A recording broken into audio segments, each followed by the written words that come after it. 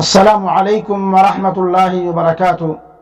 الحمد للہ وحدہ والصلاة والسلام علی من لا نبی بعدہ، اما بعد۔ معزز سامعین کرام و مشاہدین عظام، آج کی اس نشست میں میری گفتگو کا موضوع ہے 6 چیزوں کی ضمانت پر جنت کی ضمانت۔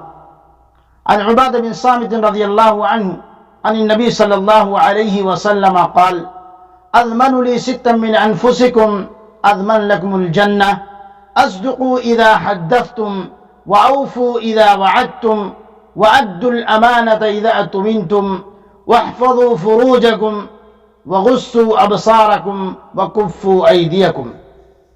حضرت عبادہ بن صامت رضی اللہ عنہ سے روایت ہے کہ رسول اللہ صلی اللہ علیہ وسلم نے ارشاد فرمایا کہ اگر تم مجھے 6 چیزوں کی ضمانت دے دو تو میں تمہیں جنت کی ضمانت دیتا ہوں۔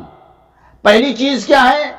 نمبر 1، بات کرو تو سچ بولو، جیسا کہ اللہ کے رسول صلی اللہ علیہ وسلم نے ارشاد فرمایا: من کان یؤمن باللہ والیوم الآخر فلیقل خیرا او لیصمت، رواہ البخاری۔ جس کا اللہ اور آخرت کے دن پر ایمان ہو وہ بھلی بات بولے یا تو پھر خاموش رہے۔ نمبر 2، وعدہ کرو تو پورا کرو۔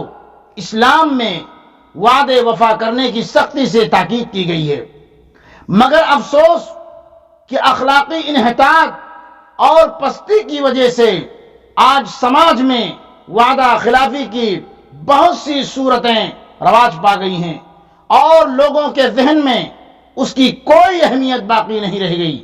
عام طور پر لوگ سمجھتے ہیں کہ قرض وغیرہ کے لین دین ہی سے وعدے کا تعلق ہے، حالانکہ ہم زندگی کے تمام مراحل میں عہد و پیمان سے گزرتے ہیں۔ معاملات جتنے بھی ہیں، چاہے وہ نکاح، خرید و فروخت، شرکت اور پارٹنرشپ، 2 طرفہ وعدہ ہی سے عبارت ہے میرے بھائیوں۔ اسی لیے معاملات کو عقد کہا جاتا ہے۔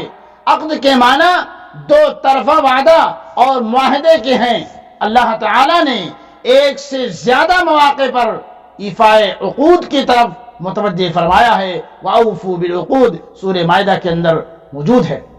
نمبر 3، جب تمہارے پاس امانت رکھوائی جائے تو اسے ادا کرو۔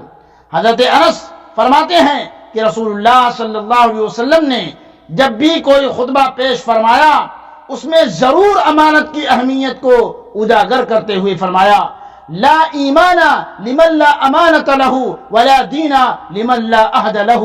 جس شخص کے اندر امانت داری نہیں اس کے اندر ایمان نہیں، اور جس میں معاہدے کی پابندی نہیں اس میں دین نہیں۔ میرے بھائیوں، اس قدر اہمیت ہے امانت داری کی، اس لیے امانت کوئی دے تو اس میں خیانت نہیں کرنی چاہیے۔ نمبر 4، اپنے شرمگاہوں کی حفاظت کرو۔ چوتھی چیز کیا ہے؟ اپنے شرمگاہوں کی حفاظت کرو۔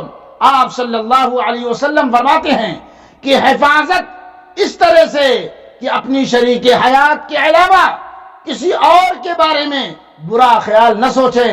محرمات کو نہ دیکھنے سے دل پاک ہوتا ہے۔ اور 5ویں چیز، اپنی نگاہ کو نامحرم لوگوں کے معاملہ میں جھکائے رکھو، یعنی اپنی نگاہ کو نیچی رکھو۔ اس پرفتن دور میں خود کو برائیوں سے بچانا چاہتے ہیں، اپنے آپ کو برائی سے بچانا چاہتے ہو تو آنکھوں کی حفاظت بہت ضروری ہے۔ بد نگاہی سے انسان کی بدکاری میں مبتلا ہونے کا بہت بڑا ذریعہ ہے، لہذا آنکھوں کی حفاظت ہم پر لازم ہے۔ یہ آنکھیں اللہ عز و جل کی عطا کردہ بہت بڑی نعمت ہیں جن سے ہم بہت سارے نیک کام کر سکتے ہیں، لیکن اگر انہیں شریعت کی پابندیوں سے آزاد کر دیا جائے تو پھر یہ نام اعمال کو سیاہ کر کے چھوڑتی ہے، یہ پورے نام اعمال کو برباد کر کے چھوڑتی ہے میرے بھائیوں۔ اسی لیے قرآن و حدیث کے اندر آنکھوں کی حفاظت کی بڑی تاکید فرمائی گئی ہے۔ چنانچہ سورہ نور کی آیت نمبر 30 میں اللہ رب العالمین کا ارشاد ہے: قُل لِّلْمُؤْمِنِينَ يَغُضُّوا مِنْ أَبْصَارِهِمْ وَيَحْفَظُوا فُرُوجَهُمْ ذَلِكَ أَزْكَىٰ لَهُمْ إِنَّ اللَّهَ خَبِيرٌ بِمَا يَصْنَعُونَ۔ مسلمان مردوں کو حکم دو کہ اپنی نگاہیں نیچی رکھیں اور اپنے شرمگاہوں کی حفاظت کریں، یہ ان کے لیے بہت ستھرا ہے، بے شک اللہ کو ان کے کاموں کی خبر ہے۔ چھٹی چیز ہے ضمانت کی، چھٹی چیز میرے بھائیوں، اپنے ہاتھوں کو ظلم و ستم کرنے سے، حرام کاموں سے بچائے رکھو، یعنی ظلم و ستم اور حرام کاموں سے بچائے رکھو۔ یہ 6 چیزیں ہوئیں، ان 6 چیزوں کی جو ضمانت دے دے اللہ رب العالمین کی طرف سے، اس کے لیے جنت کی ضمانت ہے۔ اللہ رب العالمین سے دعا ہے کہ اللہ تعالی ہم تمام مسلمانوں کو اس پر عمل کرنے کی توفیق عطا فرمائے۔ وآخر دعوانا ان الحمد للہ رب العالمین، والسلام علیکم ورحمۃ اللہ وبرکاتہ۔